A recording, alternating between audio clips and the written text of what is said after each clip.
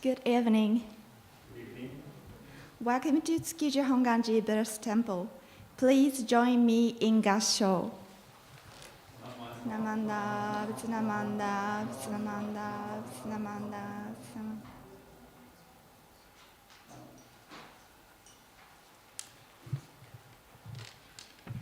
Thank you for coming to the Saturday English service.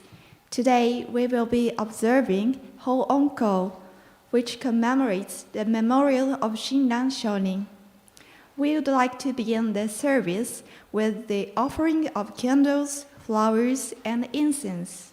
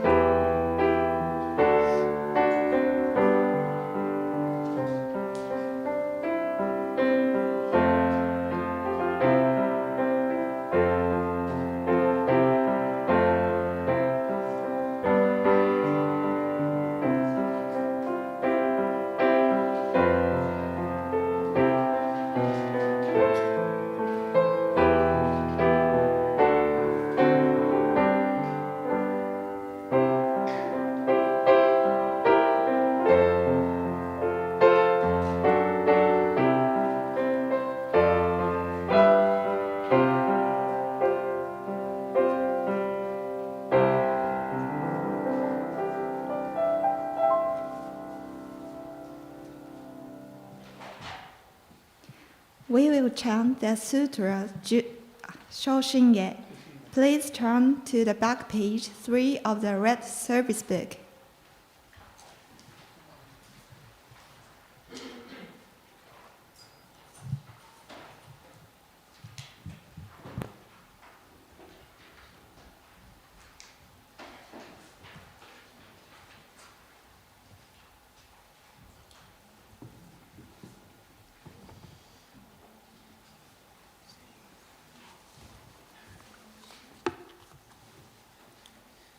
ご一緒に合唱お念仏申しましょう。ナマンダーブツナマンダーブツナマンダーブツナマンダーブツナマンダーブツナマンダー礼拝。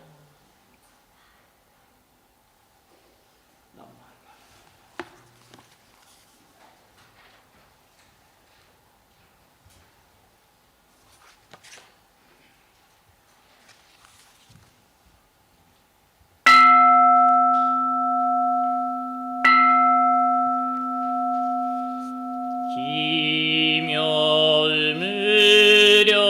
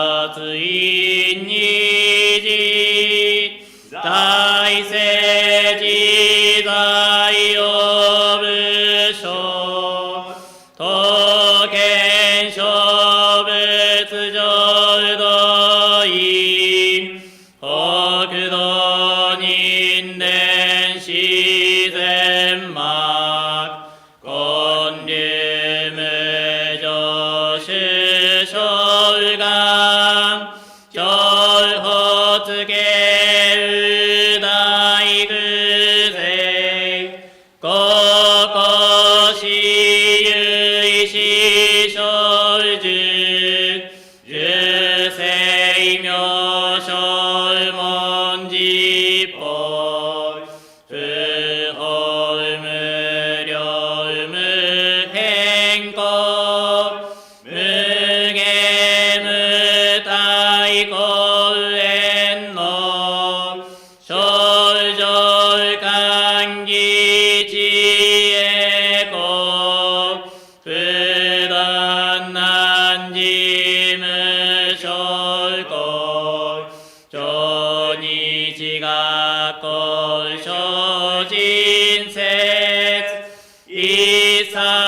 群上無高所本願妙合正上合知識信行願に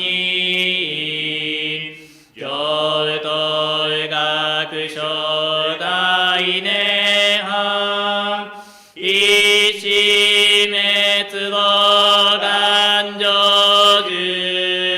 如来所以公主世唯説弥陀本願会五辱悪事群上会お信如来如実語能発一年期愛心普段本能徳涅槃本上逆法再永入妙種子入会一味摂取信仰上昇語理の水波無明暗本内心臓死運無上不真実信心天異如に古不運無知下妙無暗百心謙虚大狂気即応超絶語悪臭一切全幕本部に門信如来偶勢が仏言古代諸下者善人名踏んだりけ弥陀仏本願念仏邪見教満なく衆生信行十字人に南中至南昔インド最天使論下中華自治騎士こそ現代諸国聖書意妙如来本勢をき釈迦如来両がせ一種五妙難天寺龍樹大自主とせ質問在派無権先絶大乗無情報召喚議事小安楽賢治難行六六信行異行指導ら億年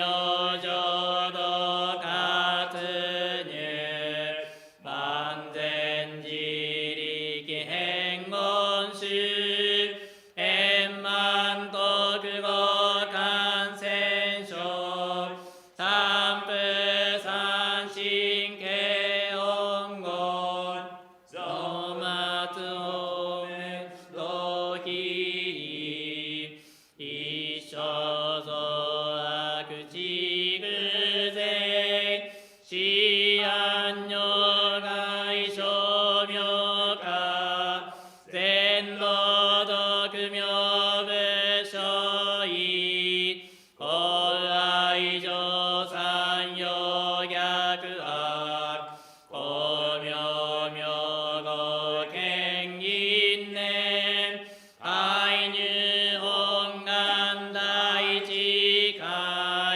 行者小樹今後心狂気一年総老後用意大と逆三人即小小子上楽原神公開一大教返帰安如会一切先祖終身反戦人法華二度小弁流北十悪人唯勝負火薬罪義摂取中煩悩証言水不見来非無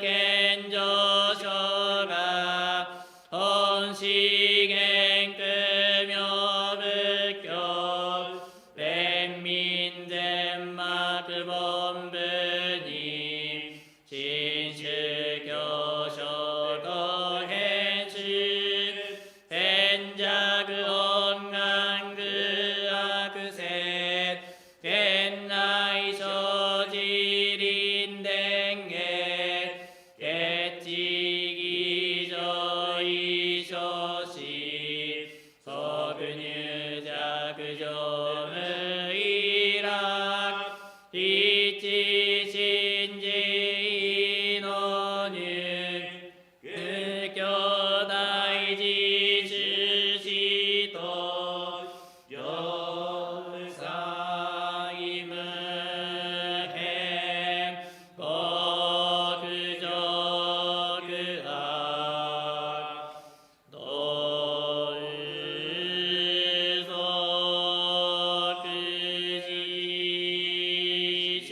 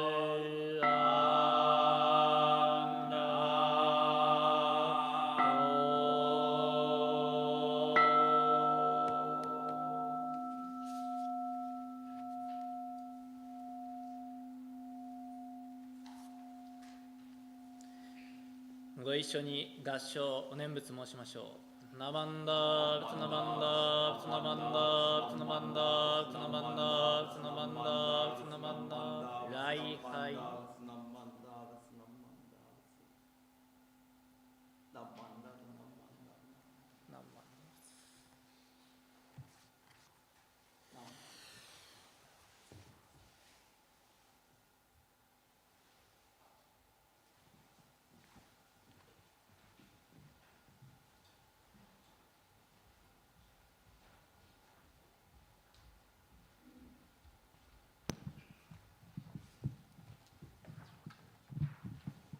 We will now sing the Gatha Shin anthem, found on page 5 in the blue service book.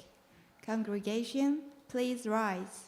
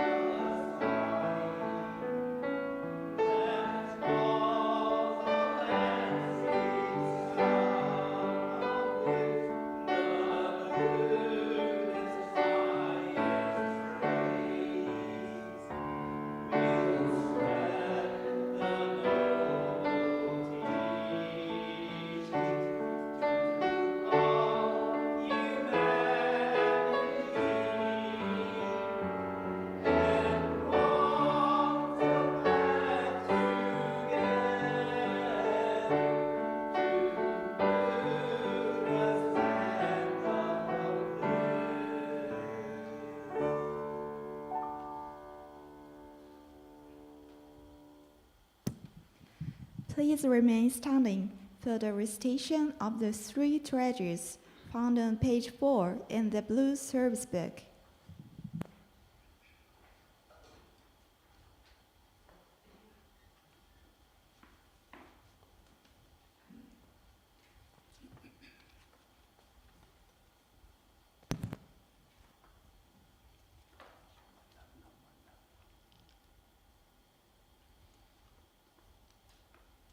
The three treasures. Difficult is it to receive a human form. Now we are living it. Difficult is it to hear the Dharma of the Buddha. Now we hear it. If we do not cross over to the truth in the present life, in what life shall we cross over. Let us, with sincerity and true reverence, take refuge in the three treasures of the truth. I take refuge in the Buddha. May we, together with all sentient beings, awaken to the great way of enlightenment, to the unsurpassed intent of Amida Buddha. I take refuge in the Dharma. May we, together with all sentient beings, enter the storehouse of the Dharma, becoming like the wisdom ocean. I take refuge in the Samgya. May we, together with all sentient beings, become units in true accord, in harmony with all things. The peerless, profound, and wondrous Dharma is rare to encounter, even in many hundreds and thousands of kalpas. Now we are privileged to hear and receive it. Let us thoroughly understand the true meaning of Tathagata's teachings. Namo Amida Butsu. Namo Amida Butsu. Namo Amida Butsu. Namo Amida Butsu. Namo Amida Butsu. Namo Amida Butsu. Namo Amida Butsu. Namo Amida Butsu. Namo Amida Butsu.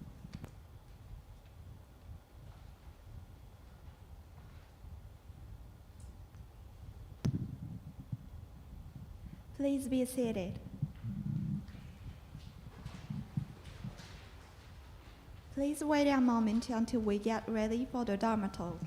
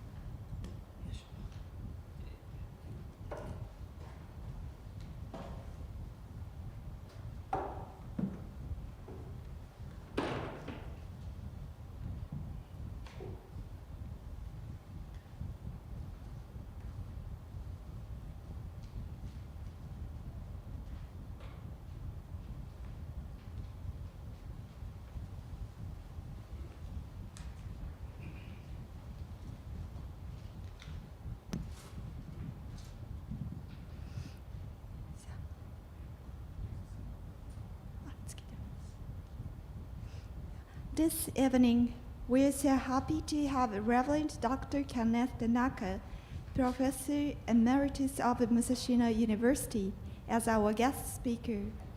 Tanaka Sensei will talk on Amida Buddha, how to understand and appreciate this central Buddha of Shin Buddhism. I am glad to introduce Tanaka Sensei to you.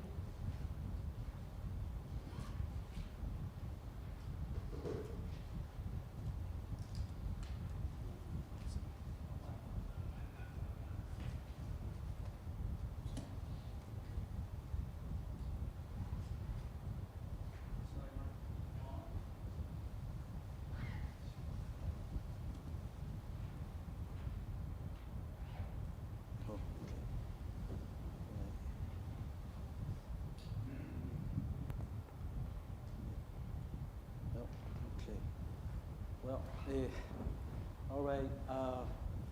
Good evening, everyone. Happy Ho-onko. To celebrate the memorial of Shin Shonin and to express our gratitude for what he has left for us. I'm kind of a little bit flustered here because I had a timer on. It's not working, and it's never happened before. So such is life. It doesn't go your way always. So perhaps there's no clock here, which is problematic, I think, for Tsukiji Hongwanji. If you can consider putting a clock up there for the speakers for the future, I think it might help. Okay, so we're very pleased and happy to be able to celebrate this Ho-onko together like this in a peaceful environment, unlike what is happening in Ukraine and in Palestine. There is a deep sense of appreciation for the fact that we are in a nice place. However, at the same time, we cannot forget what is going on, not only in those two places, but everywhere. There are people and situations that require our concern and whatever we can do to ameliorate their situation. So I wanted to acknowledge Stephen Bachelor Sensei over there, who is visiting from England and who will be, he and I will be having a conversation or dialogue tomorrow at Tsukiji Hongwanji. And there is a flyer around, so if anyone is interested, please show up. Or there is also live streaming, and there will also be a video recording for those who want to watch it later. So this is a rare opportunity to hear from one of the, in my opinion, one of the eminent thinkers of Buddhism today. Okay, so my talk today is entitled Amida Buddha, how to understand and appreciate the central Buddha of Shin Buddhism. And I want to begin with our kind of a scriptural passage, which I love. And this is from Shinran, of course, in his Kyogyo Shinsho. He, at the very end of the text, he exclaims, "How joyous I am. Okay? My mind and heart are planted in the soil of the universal vow, and I let my thoughts and feelings go to flow in the inconceivable Dharma ocean." So words like universal vow, the Dharma ocean, they in a way represent Amida Buddha. Amida Buddha is, of course, presented as a kind of a divine being, but it can be understood in many different ways. So needless to say, to explain Amida Buddha or how to understand is not an easy endeavor. It probably requires a whole semester of a course to talk about this, but today I'll do my best to just sketch the outlines of the main points about Amida Buddha. And I want to begin with an episode at a temple in California where I served for 3-4 years, 25, 30 years ago. And this episode was such. I was getting ready to set up the altar for the service next Sunday, And Megan, a 4-year-old, a daughter of a member of our temple, was watching me, and then she cried out, said, "Who's that lady?" And I'm working on my flower arrangement, and I said, "There's no lady." And then I looked, and she is pointing to the Amida Buddha. And for her, it was a lady, because, as you can see, wearing a long dress-like apparel. And I thought, that's interesting, that Amida can be perceived in different ways. And so I didn't say, no, it's not a lady. I just simply said, it's a Buddha, Amida Buddha. And then she kind of looked a little puzzled, because she probably knows Shakyamuni Buddha, But then I didn't take the time, nor I felt it was useless trying to explain the difference between Shakyamuni Buddha and Amida Buddha, because even the adults do not understand, and which is something that I want to do today for all of you who maybe for the first time is trying to understand where we get Amida Buddha from Shakyamuni Buddha. Everyone understands Shakyamuni Buddha. He is, someone who lived in India 2,600 years ago. But Amida Buddha, that's a little different. So, I 3 parts to my talk: Buddhism prior to Shinran, and then how Shinran understood Amida Buddha, and then third, I wish to share how I especially appreciate Amida Buddha. And so I think this is something we all need to be aware of. There is a tradition, then there's my interpretation. So what I talk about in number 3 is my own unique way of appreciating.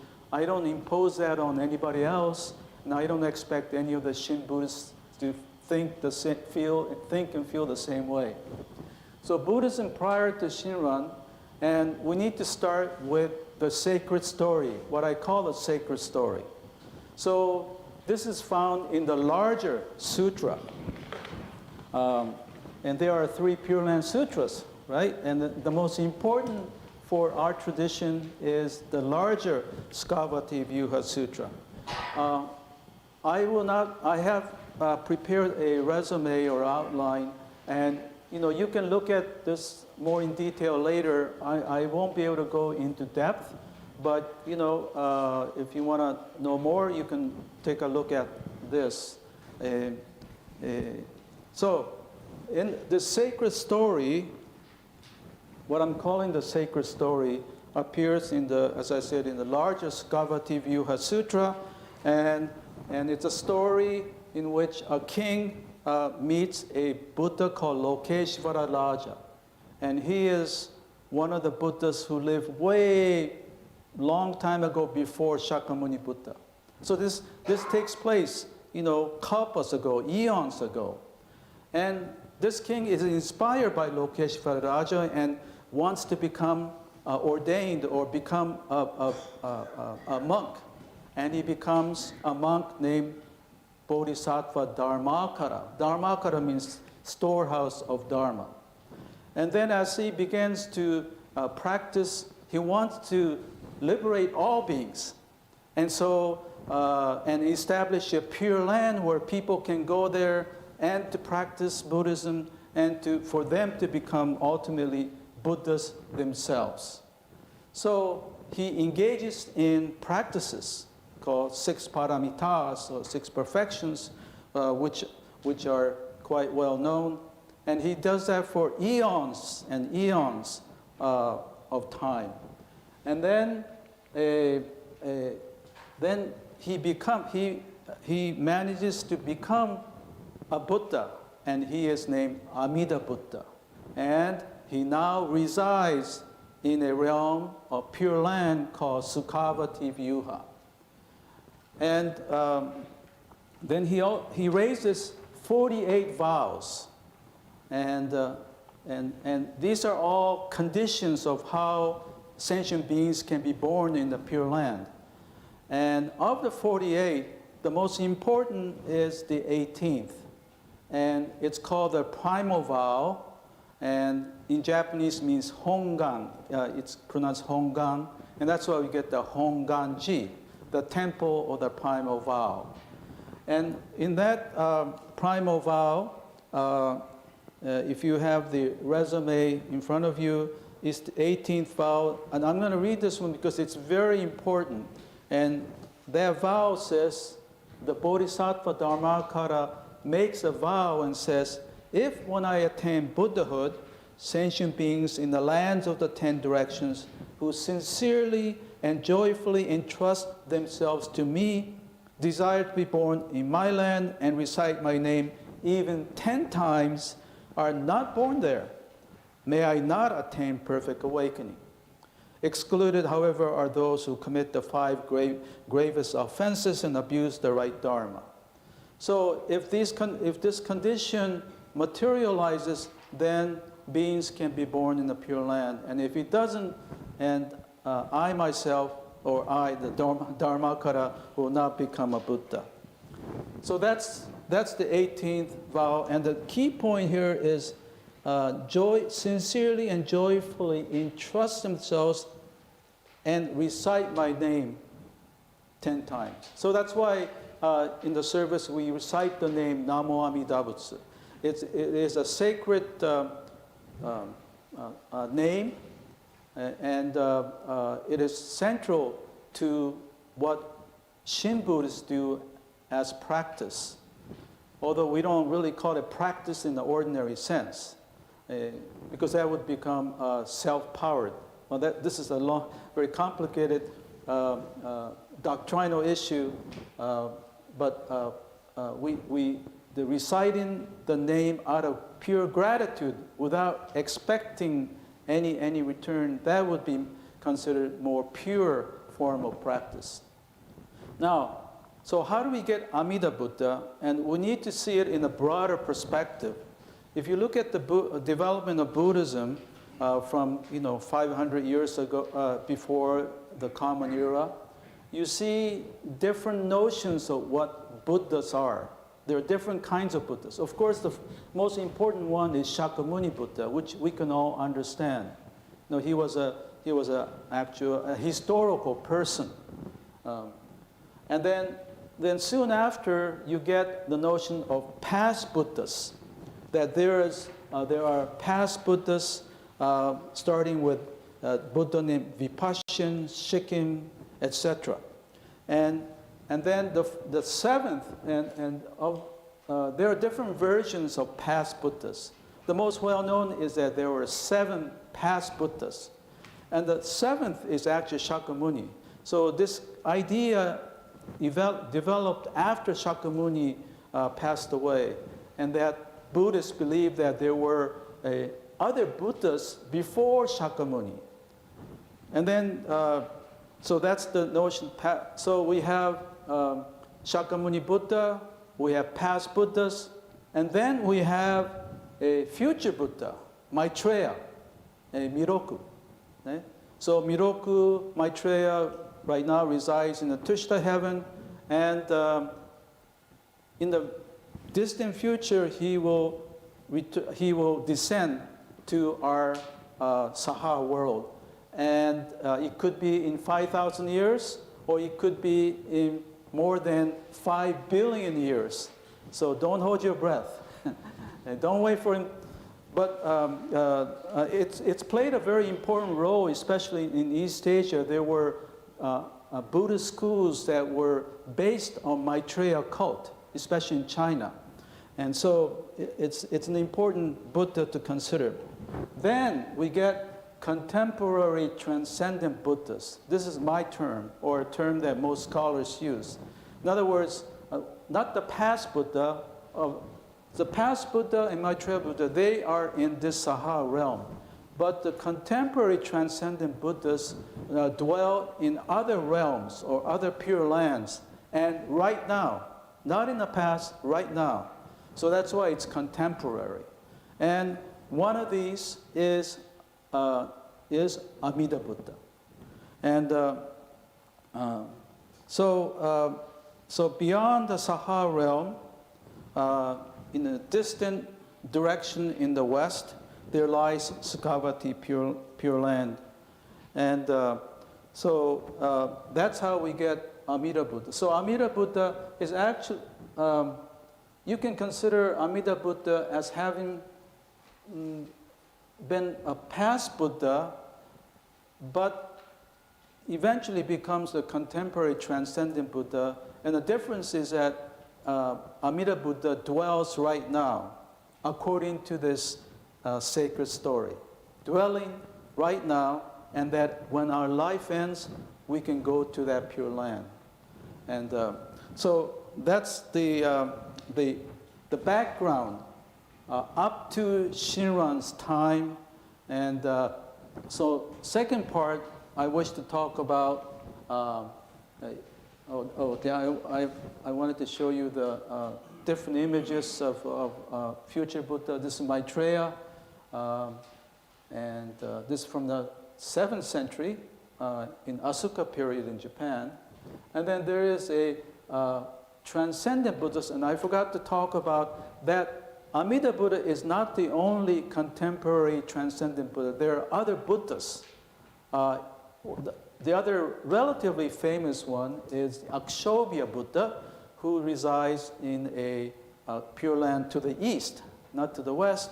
And then we have, there are medicine Buddha by Shajya Guru. If you're following, we're on page 3 in C. So Akshobhya Buddha's pure land is called Abhirati Pure Land, and Vaishajya Guru's pure land is called Vaidurya Pure Land. So these are the most well-known of the contemporary transcendent Buddhas. Now, then you may think, well, you're very far from Shakyamuni Buddha. Well, these are almost like gods, right? And that's why people have difficulty appreciating Amida Buddha. Because, Shakyamuni is easy to understand, but now you're talking about divine Buddhas that sounds and feel like a divine being. And so this is the discussion that I just went through. And actually, these contemporary transcendent Buddhas are not just confined to Mahayana Buddhism. Mahayana Buddhism emerged, a little bit before the beginning of the Common Era. But even earlier Buddhists of pre-Mahayana schools like Lokottaravadins and Mahasanghikas, they talked about these Buddhas in other realms. Okay, so now how Shinran understood Amida? Okay, now for Shinran,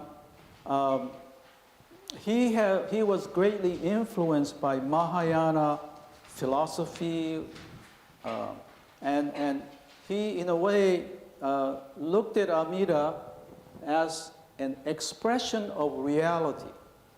Reality is not only Shinran's realization, but it's a realization experienced by especially Mahayana Buddhists who attain enlightenment. And let me,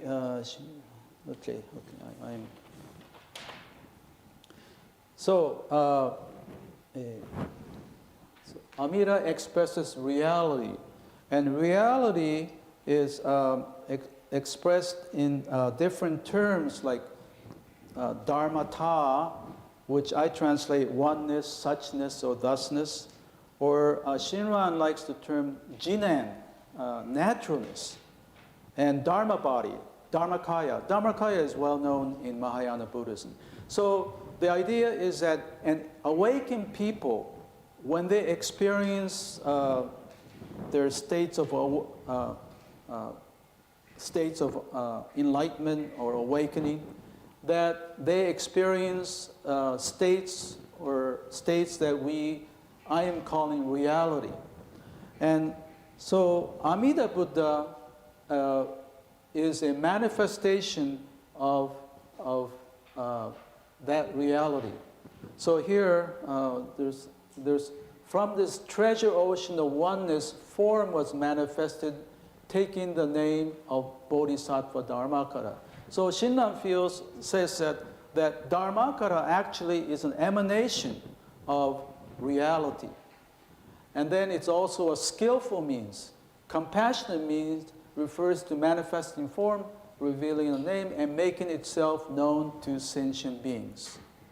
So basically, because the realm of enlightenment cannot be fully understood by ordinary beings, and ultimately it's beyond words or description, it's ineffable. And so these enlightened beings in Mahayana Buddhism, those who wrote the sutras, expressed it in that sacred story, and then expressed it as Amida in a kind of a human form. And also, but Shinran actually is not confined to just an anthropomorphic or human-like presentation. He understands Amida also as light or wisdom. Hence, the Tathagata is the Buddha of inconceivable light. And however, that when we say light, it may mean different things to different people, and I will later explain and share my appreciation of what that light is. So I hope you get this, that there is a reality that awakened people experience, and since that is not easy to convey to ordinary people, they employ skillful means in the form of story to convey that the reality is not just static, but it is dynamically working towards us and reaching out. And its essence is basically wisdom and compassion, or light and life. So Amida means immeasurable. Okay? In Sanskrit, Amida, Amitayus means immeasurable life, and Amitabha, immeasurable light. So Amida is a combination of immeasurable light and immeasurable life. And to shorten it, we just simply say, Amitofo or Amida, Amida Butsu. Okay, so I hope that is. So ultimately, Amida is a provisional means to help us to appreciate that there is a reality that is, filled, or in essence filled with wisdom and compassion that embraces us. And in order to help us to appreciate that better, these adepts or people who awaken to this truth, they presented in a sacred story form, and then, but Shinran doesn't just stay with that form, the sacred story form. That he says it's light and life, and like here it's light. And then also he understood Amida as Namo Amida Butsu. The name that we recite, Namo Amida Butsu, is probably the most concrete manifestation of Amida for us. So essentially, when we recite the Nembutsu, Namo Amida Butsu, we are encouraged to feel that Amida is present in the name itself. And so that is something that you cannot understand just in your head, but it's something that requires, cultivation to a point where that becomes real totally, with your whole body or with your whole feeling, with your total being. And it requires cultivation. And okay, so what is reality? And I just want, I've used cited terms like tatata and dharmakaya, But these are terms that Buddhist texts tell us. But in my opinion, reality is a spiritual realm or state realized by awakened persons, and I already said that. Okay? So, and the reality is not just static, but works dynamically towards us sentient beings.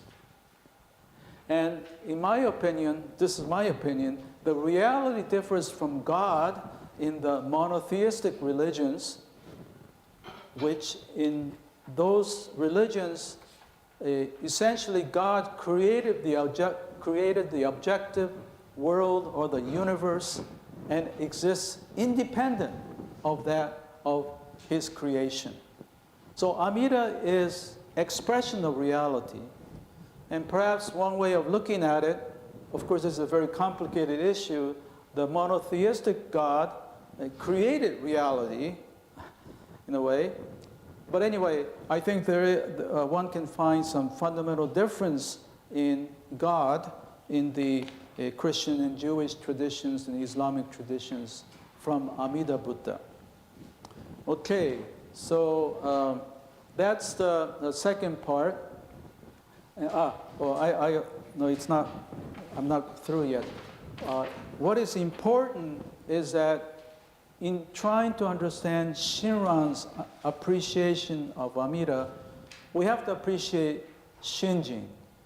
Shinjin is the experience of, and Shinjin is often called, translated into English as true entrusting or even faith. But I think it's much more complicated than that. Has many more meanings. It's multivalent.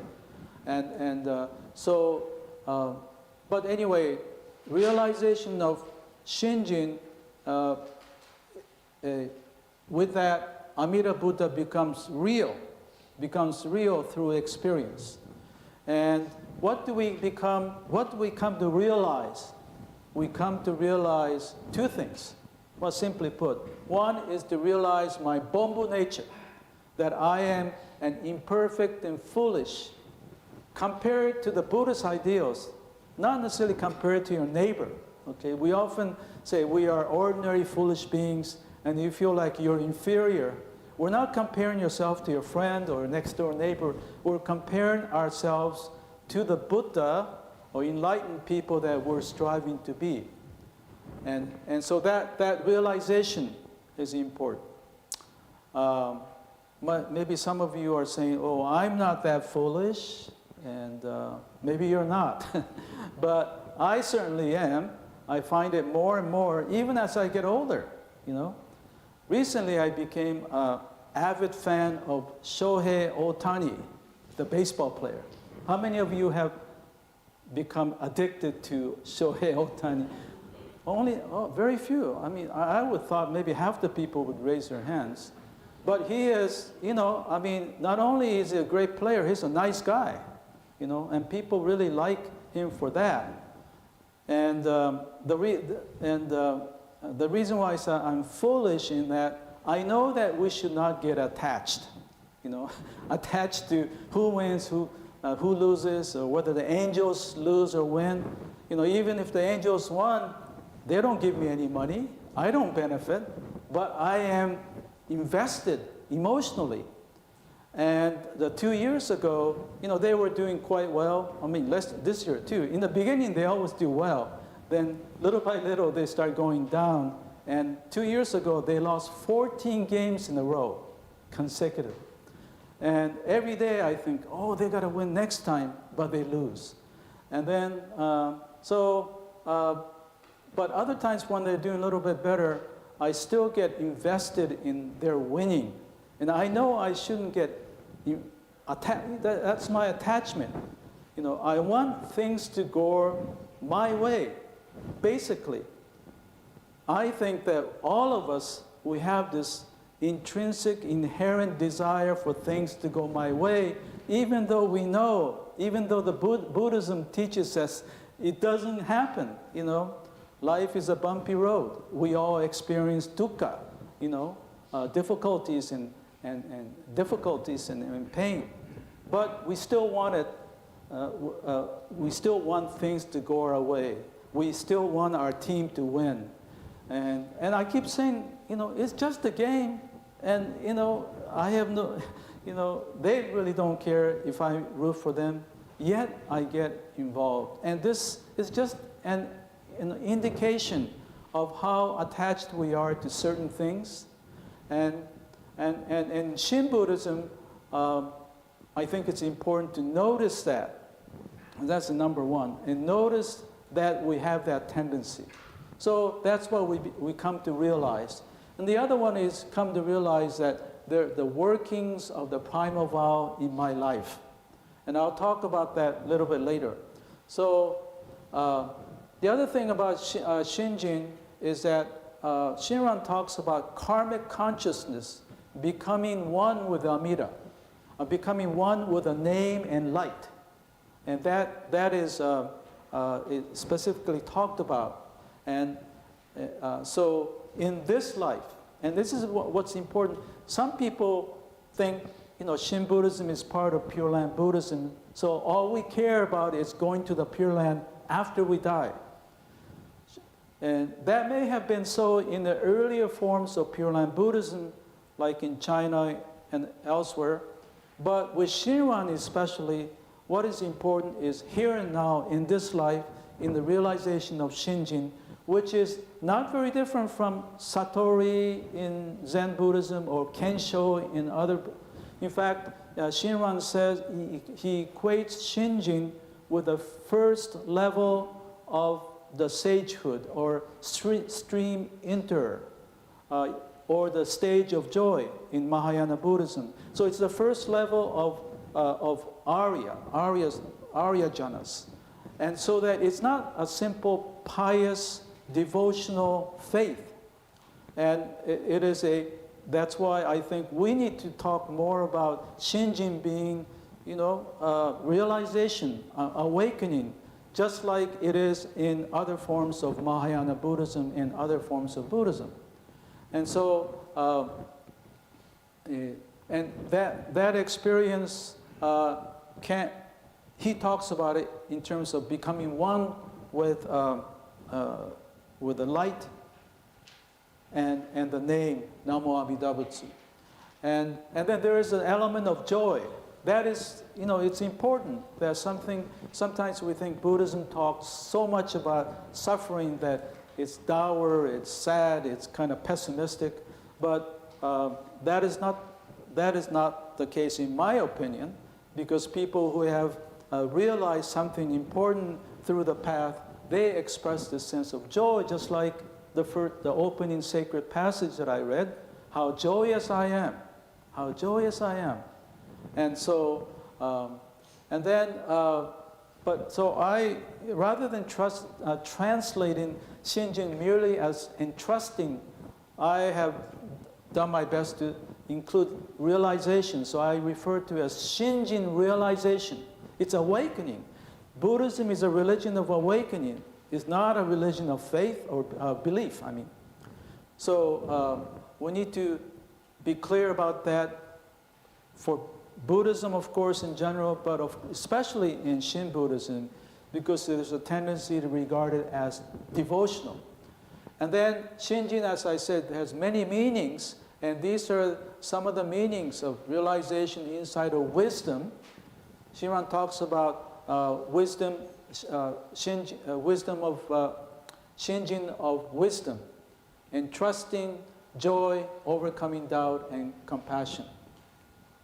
Okay, the last phase section is how I, as a contemporary person, understand and appreciate Amida. Maybe the emphasis should be more on appreciation, because as I said, it's not only in your head, but it has to, infuse your total being. And so I want to share an experience that I had in Korea. I've only been to Korea twice, no, actually 3 times, I'm sorry, 3 times. And I had some very interesting kind of a experience, spiritual experience. And one of them is at a temple I don't know which temple it was, but there was an altar. It was a small side temple, and there was an altar like this, even smaller than this. And then you had the candle and the flower. And then as an object of reverence, you had a window. Kind of strange, right? No statue, no graphic, no Namo Amida Butsu or whatever. It was just had a window, but beyond the window was this. A hill, green and blue skies and white clouds wafting. And it just took my breath away. And I just stood there for a while and said, wow, this is what this really, I felt it. Often statues, they're fine. But for me, when I encountered this, I said, yeah, this is the reality that, Shinran was talking about. Reality that is reaching me, and this is the immeasurable life, nature. And so I always think about this. And so, of course, the statues, the name, the calligraphy, and the paintings, they're fine. But I really think that this really represents what Shinran felt. So this really spoke to me. And so what I do in trying to appreciate Amida is to try to come in touch with the various, what I call workings in my life. And as I said earlier, Amitayus means infinite life. Amitabha, so infinite life, boundless life, or boundless light, or immeasurable light, immeasurable life, Amitabha, Amitayus. And so taking a cue from this, that I see the workings of boundless life enabling my physical well-being. So, such as trees and that contribute to oxygen, of course, the water, the food, all these that sustain my life physically. And even, as you get older, medication. How many of you taking medication? And without medication, you won't be in good health. I certainly will be in that category. And eyeglasses too. These are, we think it's just an ordinary thing.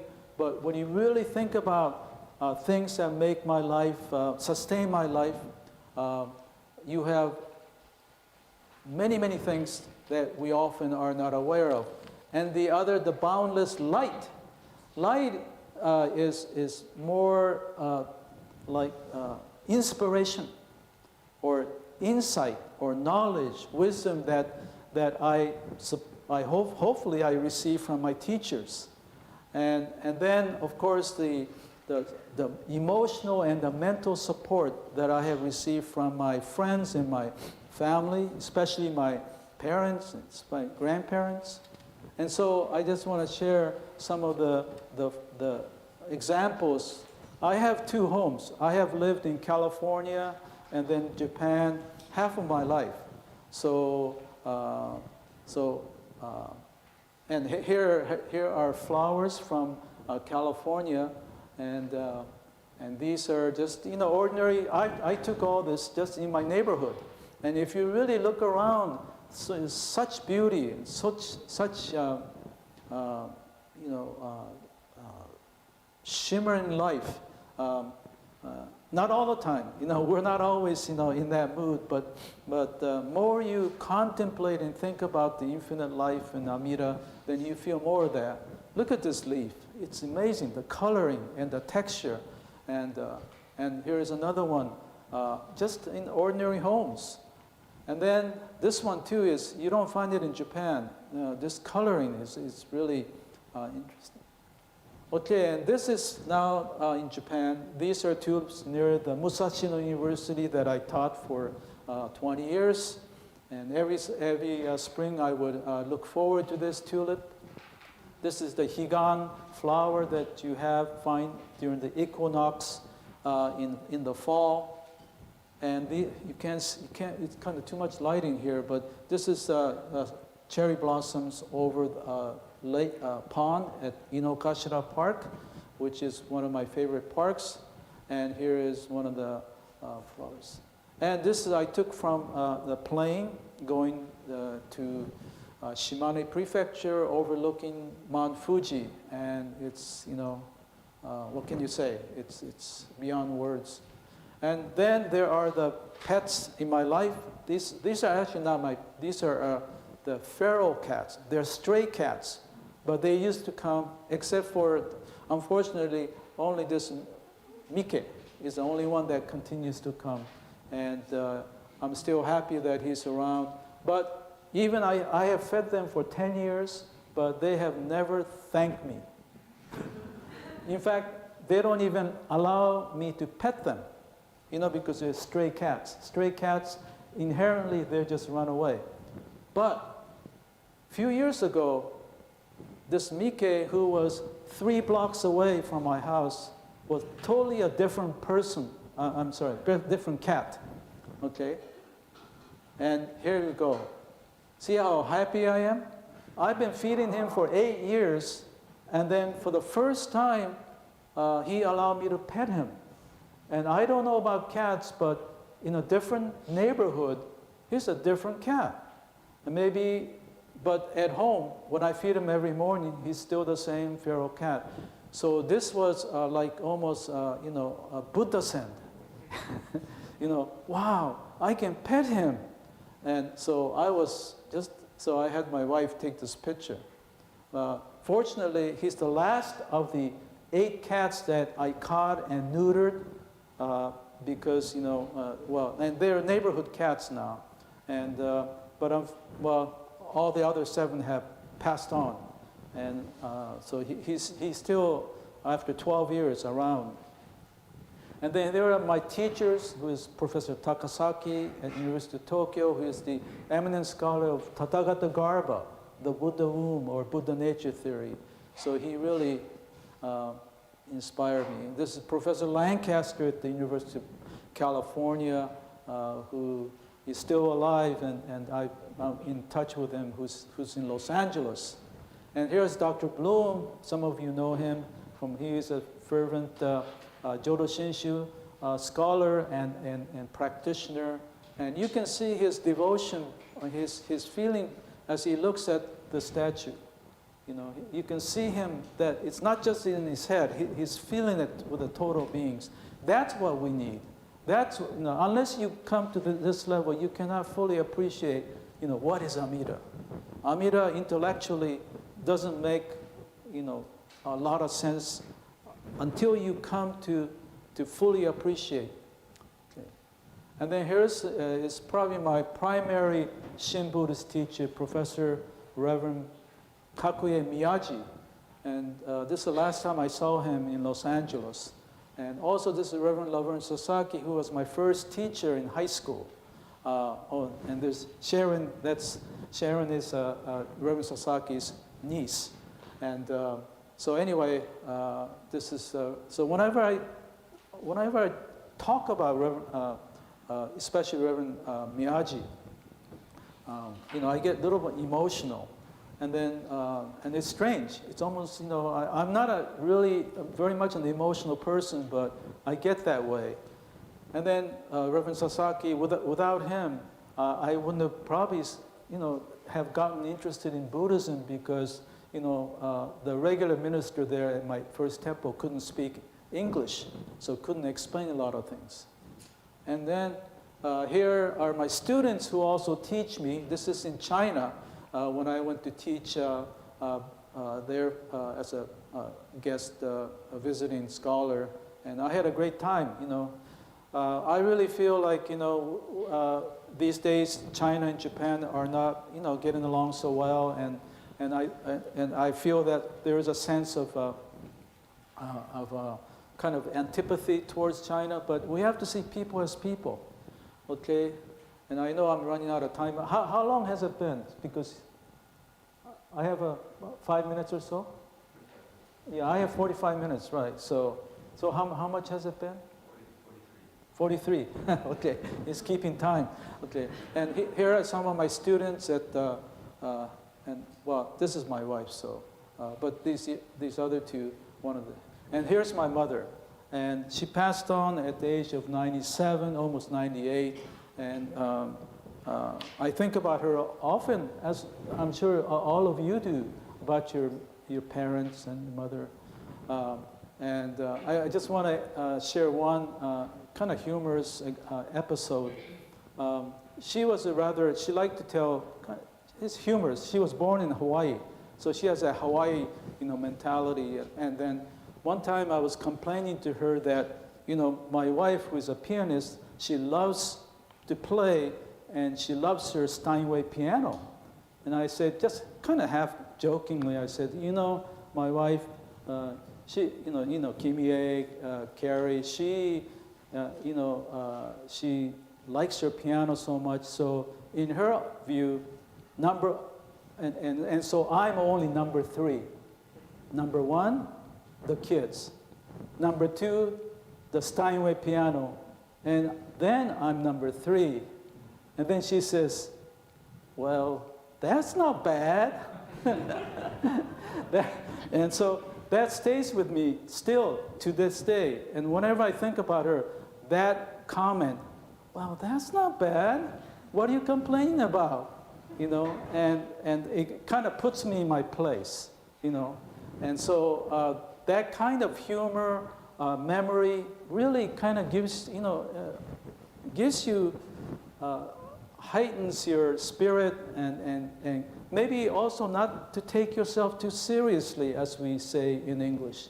Don't take yourself so seriously, And then this is my family with my 2 kids, son and then my daughter and their respective spouses. So, okay, I'm really running. So I'm going to be very short with. So also in my appreciation, I also talked about reciting the name, and I do what is called Nembutsu meditation, once a day or once or twice a day, not too long. But what I do is mindfulness, breathing, and then what is unique about Nembutsu meditation is that I think about all the different workings, the people, the flowers, all the things I just talked about, and then when I contemplate on them, I recite the Nembutsu, Nammandaos, Nammandaos. So you breathe in, and then when you breathe out, recite the Nembutsu, and that helps me to be much more aware of my mental thoughts, what's going on in my life, in my thoughts and my emotion. And then, of course, I recite the Nembutsu out of gratitude as well. But in terms of kind of everyday issues of, having conflicts with your family members or even your friends, and this kind of meditation, needless to say, can help me. So even in Jodo Shinshu tradition, meditation is a no-no. Actually, in the past, I remember I was teaching a class at a Tsukiji Hongwanji affiliated institution, and they said, well, you can talk about meditation, but don't put meditation as a title of your course. So there's a sense that meditation is not part of our tradition. But Pure Land Buddhism had meditation, what we call it contemplation, way in the past. And Shinran practiced contemplation and meditation. So I'm going to skip some of the other ones, but the other dimension. But I do want to mention that as I become more aware of my feelings,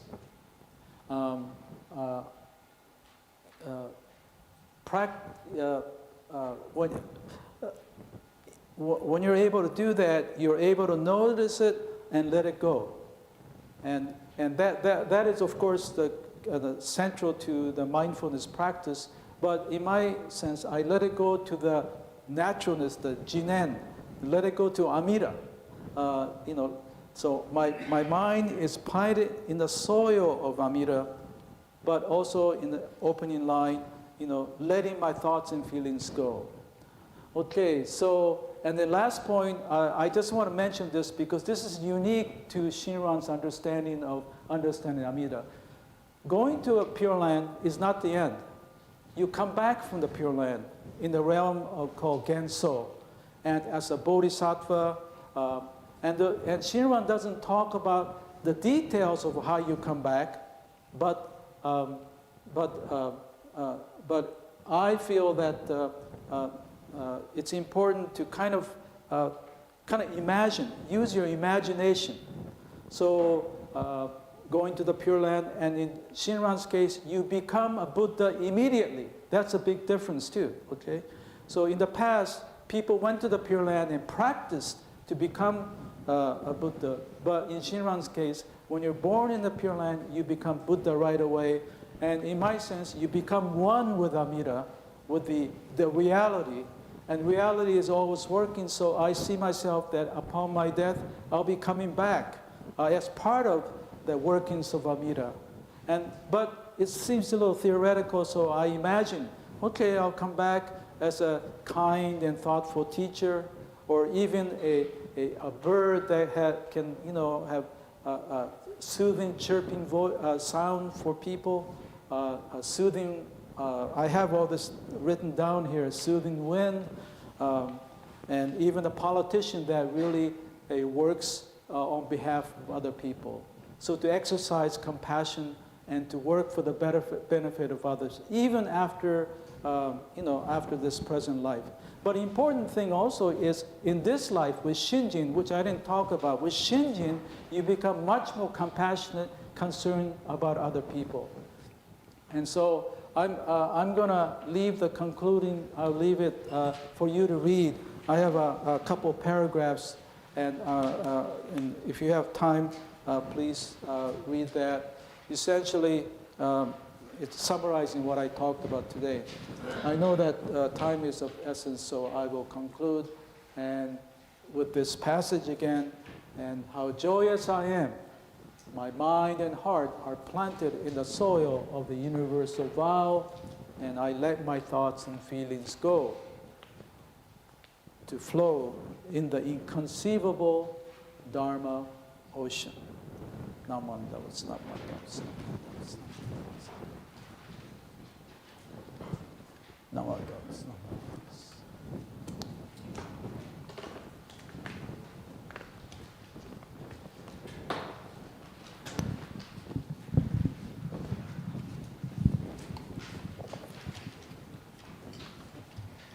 Thank you very much, Tanaka-sensei.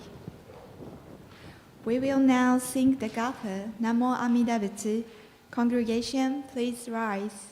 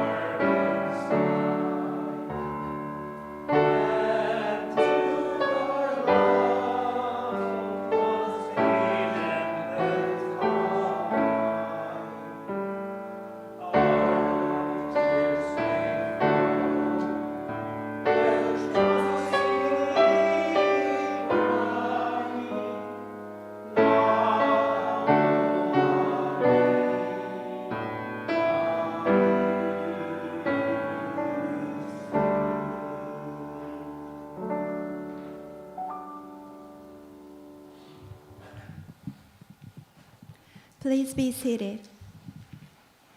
Let us recite together the Shin Creed, found on page 2 in the same book. Followed will be the recitation of the benediction.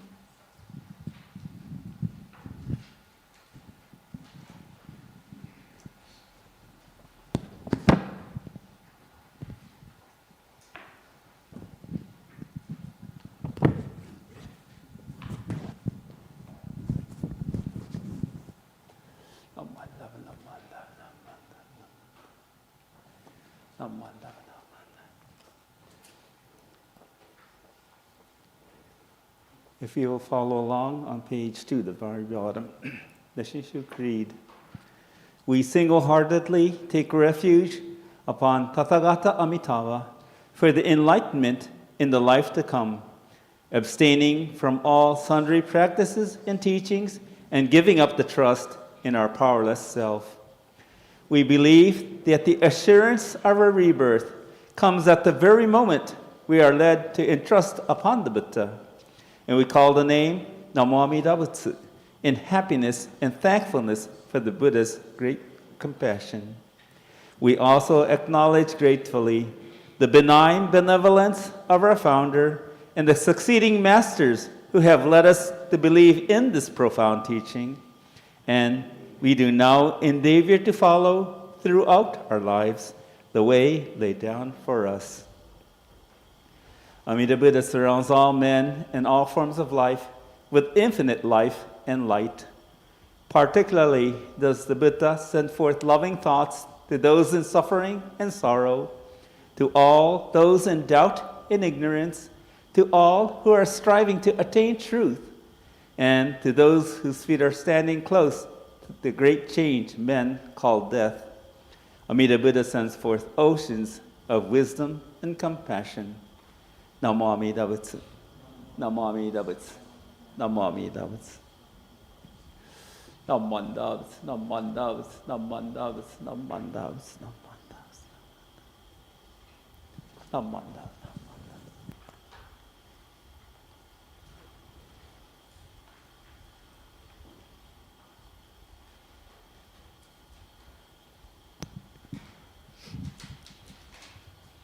We would like to thank you all for attending or watching today's Tsukiji Hongwanji English Dharma service.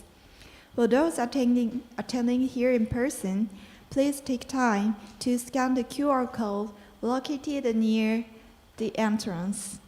For those watching online, please click on the link provided in the description field.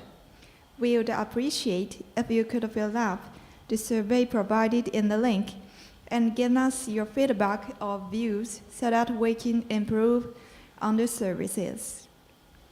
The next service will be held on December 23rd at 5:30 p.m. in this same room. The guest speaker will be Reverend Haseo Dayen, resident minister of Tozenji Temple in Yokohama. And the topic will be listening to the sutra on Amida Buddha. We look forward to seeing you again.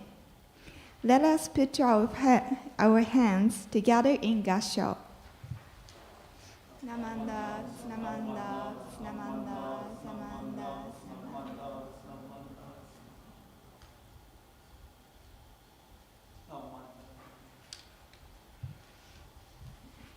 Please feel free to come forward to offer incense.